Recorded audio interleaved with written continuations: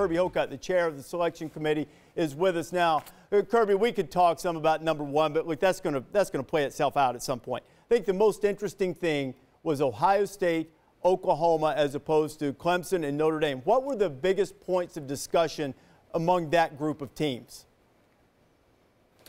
Well, Rece, very passionate discussion in these four walls that are behind me with the selection committee. Really, the discussion from teams 3 through 7 was as passionate as any discussion that I can remember the selection committee having.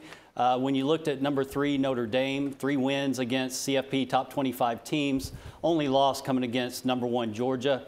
Clemson, impressive resume, 6 wins against teams with a winning record, 2 wins against CFP top 25 teams. Only loss, quarterback was injured, returned the following game. And then head-to-head results were important in 5, 6, and 7 for the selection committee. So when you knowing that all of these teams will have an opportunity to enhance their resume in front of the committee in the weeks ahead. I know that you don't match up teams 1 versus 1, but it stands to reason based on the selection committee criteria that if teams are comparable, head-to-head comes into play.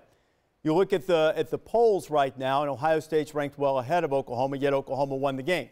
How would you describe that aspect of the evaluation in the room as it pertained to Oklahoma and Ohio State in the head-to-head meeting? Well, Rece, as you know, we don't look at the other polls. The first ranking in our eyes came out just now with our top 25. You know, the Ohio State had a great win last weekend against Penn State. They've played really well since their loss to Oklahoma. But at this point in the season, that head-to-head matchup is important to the selection committee and will continue to be important to the selection committee. What separated Georgia and Alabama? It seems the resume would be it. At least that's what my guys think. Is that what happened in the room? Well, it was. I mentioned the debate discussion being very close for teams 3 through 7. I would say it was even closer for teams 1 and 2. We spent considerable time yesterday talking about the differences between Georgia and Alabama. We began our day this morning. We ended our day today with great debate, as passionate debate as I've seen. At the end of the day, it was the 2 wins against CFP top 25 teams for Georgia, especially the win over number 3 Notre Dame gave Georgia the very slight edge over Alabama this week.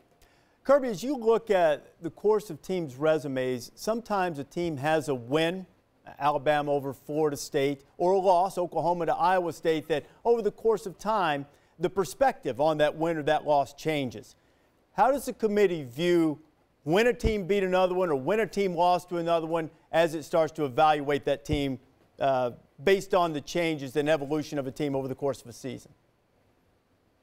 Well, very well aware of the circumstances associated with particular wins or losses. When the committee talked about Alabama's win over Florida State this year, understanding that Florida State was at full speed. Their quarterback participated in that game.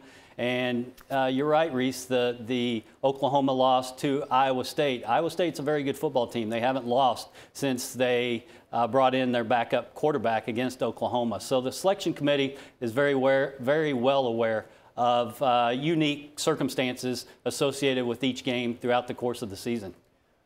Kirby, we appreciate the time you spent. We'll be doing this throughout the course of the season on Tuesday nights until Selection Sunday comes along. Kirby Hocutt joining us. Thank you, Kirby. Thank you.